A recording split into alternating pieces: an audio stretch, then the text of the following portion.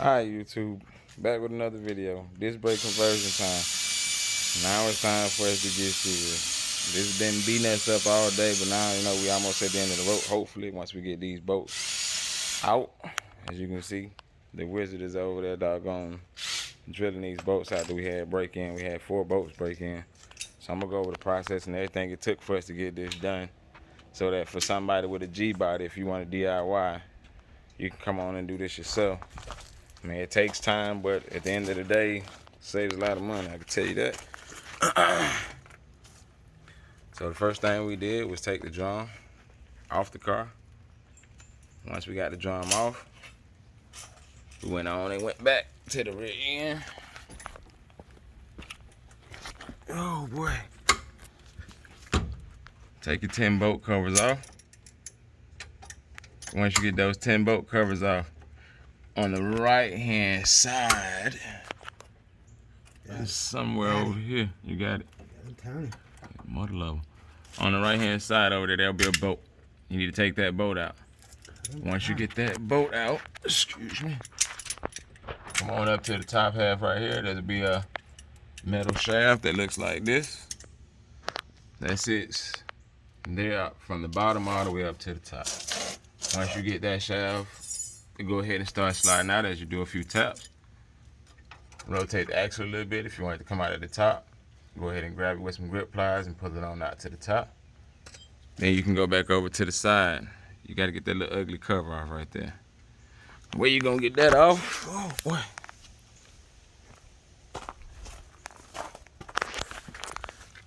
Excuse me. There's a bolt. It's gonna go up there at the top. This pretty much sits on like this. You have to take your shoes and everything off. Once you get that off, this big old bolt's gonna hold it here. You got 2 small bolts. It's gonna hold there. Get that. It's a bolt right there. I don't know if you can see it or not. Once you get those 2 bolts out, that bolt out at the top comes off. Please make sure you remove that brake line before you take any of that back and go.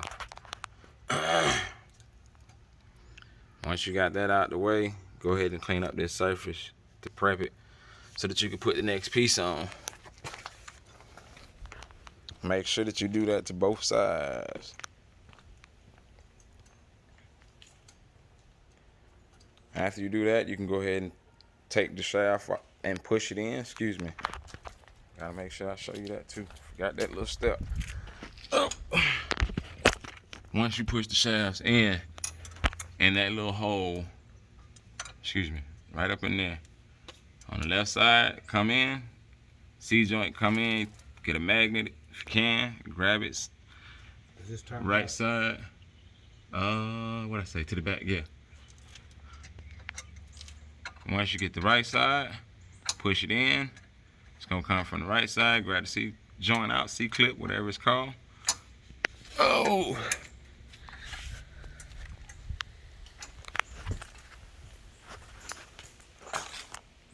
After that, I went and bought some new ARP bolts. Oh, excuse me. New ARP bolts, 9/16, 12 millimeter.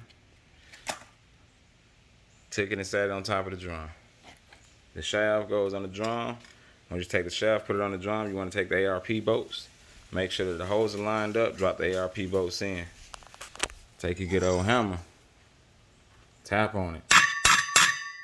And not a light tap, I mean a hard tap. You gotta bang on it to make sure that you get the ARP bolts to go all the way in and all the way down. After that, excuse me, you can take this shaft out. Let me see if I can find some kind of way to prop this up so that you guys can see.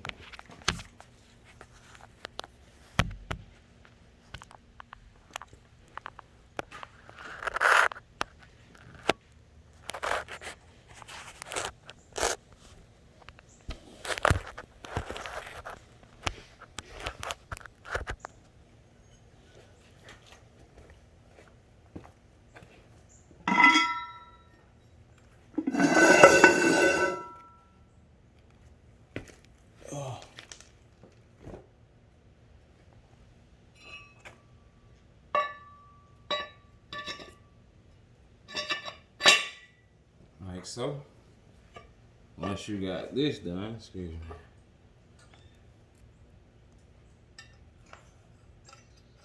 you want to take a nut, run the nut down on it. Oh, that's not acting right. I don't like the way that feels, but y'all can have an idea.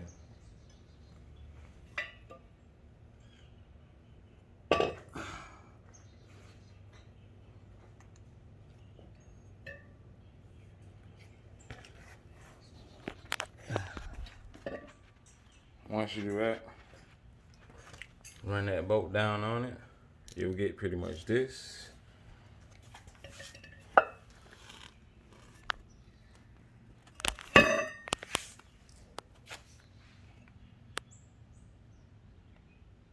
You're gonna take that and it inside the axle case. Also, we did make sure we covered up the axle case to make sure nothing goes inside. What you see the wizard doing right now is he's gonna end up, once he gets all that done, he's gonna take that little spacer, put it up over the hood. See if I can give you guys an idea of what it looks like on the other side while he's working over there.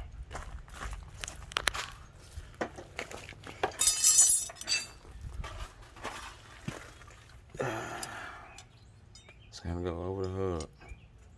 Make sure you got your screws. Put your screws in on the bottom. Those two small ones to make sure you hold it. But before you put the screws in, I did forget a step.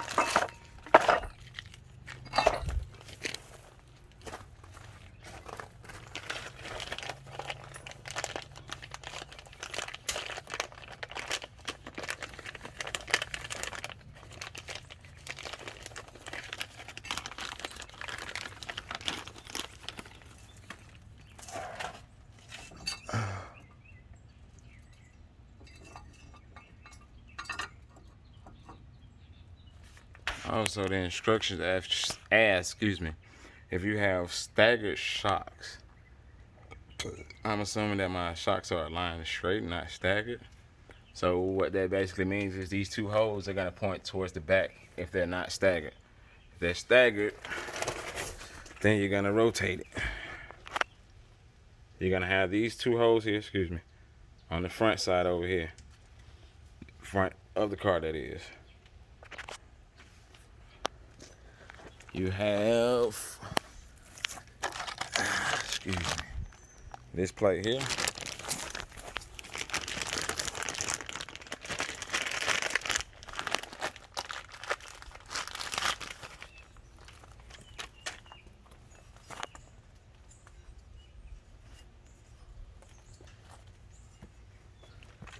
It's gonna go on the back side, like so. I can, oh, that's what's going on. Ah, shucks. Give me a second. Get that out of the way. I'm gonna get that back in there.